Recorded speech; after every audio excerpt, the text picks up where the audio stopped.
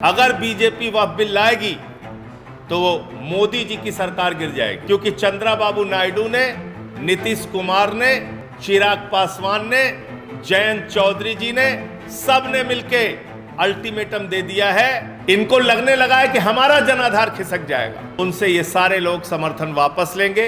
अभी वक्फ बिल की चर्चा हो रही है। बीजेपी ने कहा हम वक्फ बिल लेके आएंगे। मैं आप लोगों के सामने कहना चाहता हूं, मैं जेपीसी का मेंबर था वक्फ बिल में। मैं आपके सामने कहना चाहता हूं, अगर बीजेपी वक्फ बिल लाएगी तो वो मोदी जी की सरकार गिर जाएगी। अगर बीजेपी वक्फ बिल लेके आएगी तो मोदी सरकार गिर जाएगी, क्योंकि चंद्रबाबू नायडू ने, नीतीश कुमार ने, चिराग पासवान ने, जयंत चौधरी जी ने, सब ने मिलके अल्टीमेटम दे दिया है। और क्यों दिया है? क्योंकि इनकी जमीन अपनी खिसकने लगी है।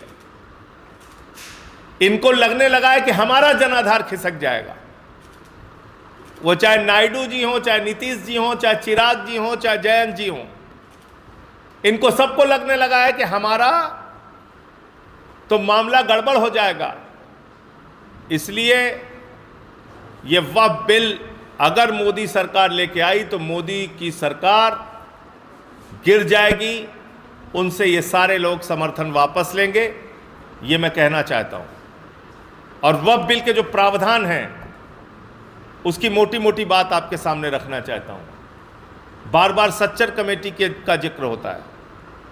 कहा जाता है कि सच्चर कमेटी की रिपोर्ट में लिखा है कि अगर वक्फ की संपत्तियों का सही सदुपयोग हो तो 12,000 करोड़ की आमदनी हो सकती है। तो मैंने कहा इसमें ज़्यादा मेहनत करने की ज़रूरत नहीं, एक नीरव मोदी को पकड़ के लाओ, 20,000 करोड़ वसूलो उससे, 12,000 करोड़ वक्फ को दे दो, 8,000 करोड़ रुपए अपने पास रखो। और आमदनी कैसे हो सकती है?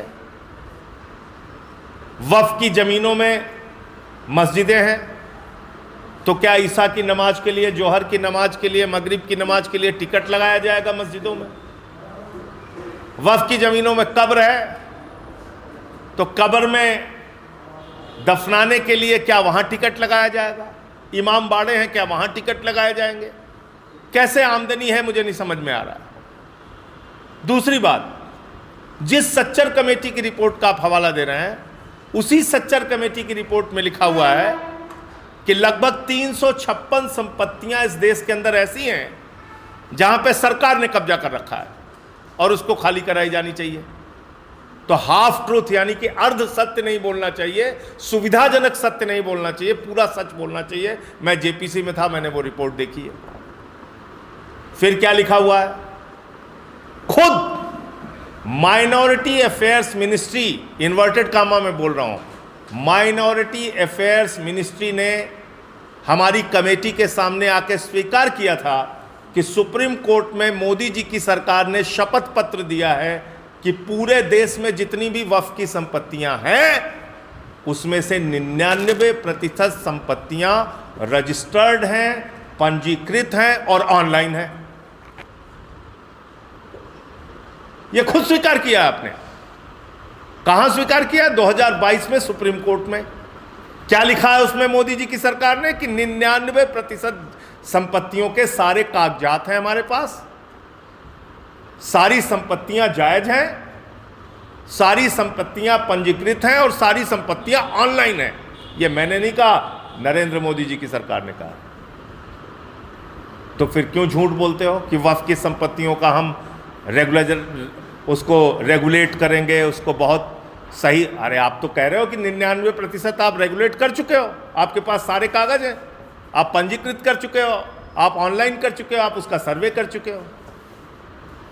तीसरी बात उस बिल में लिखा हुआ है कि एक व्यक्ति अगर 5 साल तक प्रैक्टिसिंग मुस्लिम रहेगा तभी वो मस्जिद के लिए या मदरसे के लिए दान कर सकता है। मुझे हिंदुस्तान ही नहीं पूरी दुनिया का एक कानून बताइए जिसमें यह लिखा हो कि दान करने के लिए आपको धार्मिक रीतियों का पालन करना आवश्यक है। एक पूरे दुनिया में कोई कानून बता दीजिए।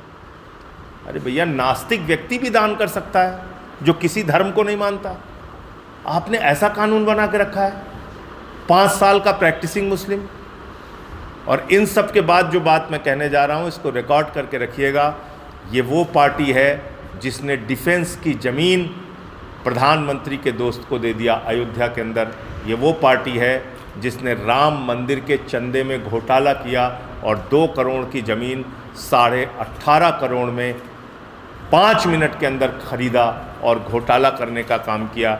जो प्रभु श्री राम के नाम पर ज़मीन में घोटाला और भ्रष्टाचार कर सकते हैं, अगर आज वक्फ का बिल पास होगा, कल मंदिरों की ज़मीनें कब्जाने का बिल पास होगा, फिर गुरुद्वारों की ज़मीनें कब्जाने का बिल पास होगा और चर्चों की ज़मीनें कब्जाने का बिल पास होगा। क्योंकि जाहिर तौर पे धार्मिक स्थलों के आसपास जो धार्मिक स्थलों की ज़मीनें हैं वो महंगी हैं, महत्वपूर्ण स्थानों पर हैं और उस पर मोदी जी के दोस्तों का अच्छा व्यापार चल सकता है। तो अगला मकसद इनका मंदिर, गुरुद्वारा और चर्च की ज़मीनें कब्जा करने का भी है। उसके भी संबंध में बिल लाके और उनकी ज़मीनें कब्जा करने का इनका मकसद है।